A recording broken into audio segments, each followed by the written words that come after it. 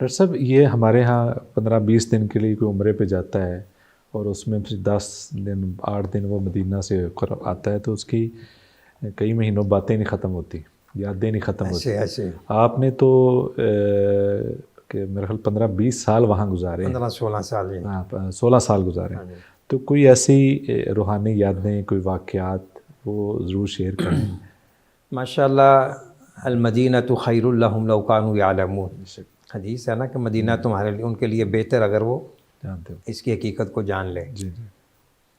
تو مدینہ شریف میرا وہاں جو قیام تھا وہ الحمدللہ ہر دو اعتبار سے اچھا تھا، تعلیم کے حوالے سے بھی، پھر وہاں جو معاون نصابی سرگرمی ہوتی تھیں میں وہاں بھرپور حصہ لیتا تھا، تقریری مقابلے، قرآن کمپٹیشن، حدیث کمپٹیشن، ادب کمپٹیشن، مختلف ایکٹیویٹیز میں الحمدللہ شرکت رہتی تھی۔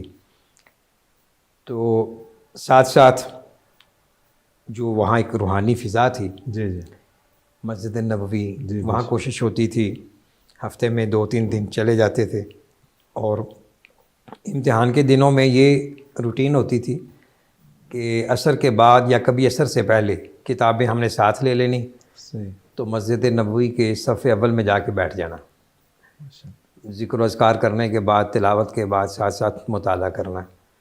تو وہ مدینہ یونیورسٹی میں رہتے ہوئے طلباء کے لیے ایک سنہری موقع ہے۔